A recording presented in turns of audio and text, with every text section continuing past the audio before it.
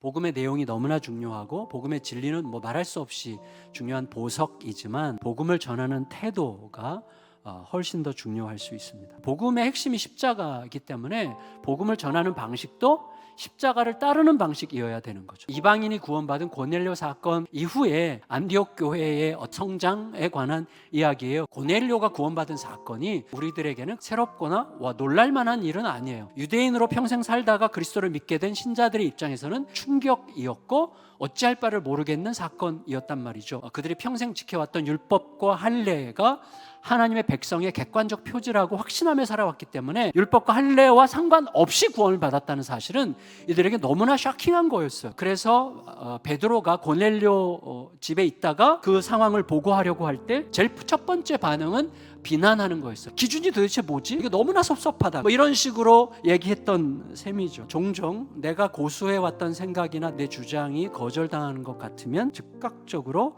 의심과 두려움의 세계로 확 가죠. 그런데 베드로의 오늘의 태도를 보면 베드로가 무척 차분해요. 우리가 비난받을 때 차분할 수 있는 이유는 간단해요. 내 안에서 예수님이 실제로 내 안에 거하신다는 게 완전히 믿어지거나 혹은 하나님만 오르시면 된다는 믿음이 내 안에 확고하거나. 지금 베드로가 말하려고 하는 핵심은 하나밖에 없어요. 이거 다 하나님이 하신 일이고 하나님이 행하시는 일은 옳고 우리는 그 오르신 일에 순종할 뿐이지 않을까라고 이야기하는 거예요. 그리고 나서 이제 베드로는 거기서 좀 더 덧붙여요. 그래서 그 고넬료 상황을 생각할 때 어느 날 어떤 새로운 각성이 딱 됐어요. 예수님으로부터 처음에 부르심을 받을 때 요한의 세례를 놓고서 요한은 물로 세례를 주지만 너희는 나중에 성령으로 세례를 받을 거야. 근데 생각해보니까 그때 예수님은 율법과 할례가 성령 세례를 받는 조건이라고 말씀하신 적이 없어요. 그걸 깨닫고 그 깨달은 것에 대한 자신의 해석을 이렇게 붙이는 거예요. 율법과 할례에 속하지 않은 그들이 예수를 믿을 때 성령을 받아 구원받았다면 중요한 것은 예수를 믿는다는 게 중요하다는 사실을 우리가 알아야 되지 않겠습니까?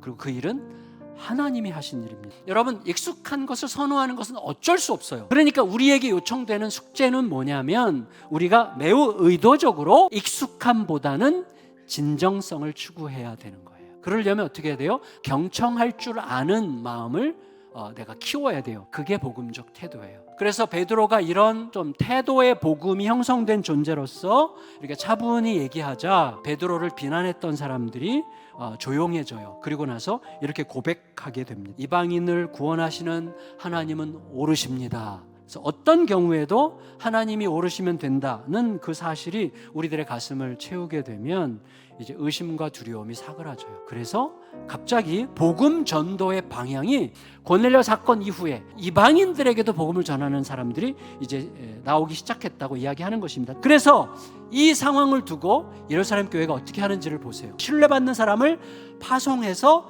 그들을 감독하게 해요. 그런데 파송받은 감독이 바나바야. 그래서 안디옥에 도착한 바나바의 첫 번째 반응은 기쁨이었어요. 바나바가 사울을 찾아가요. 그러니까 지금 교회가 엄청 부흥하고 있어요. 근데 동역자를 찾아야 돼. 그러면 바나바가 그를 데려온 이유가 뭡니까? 주님께서 알게 하신 그 사람을 데려오는 게 주의 뜻이라는 것을 알고 주의 뜻에 순종하기 위해서 바울을 데려와 함께 동역하게 되는 것입니다.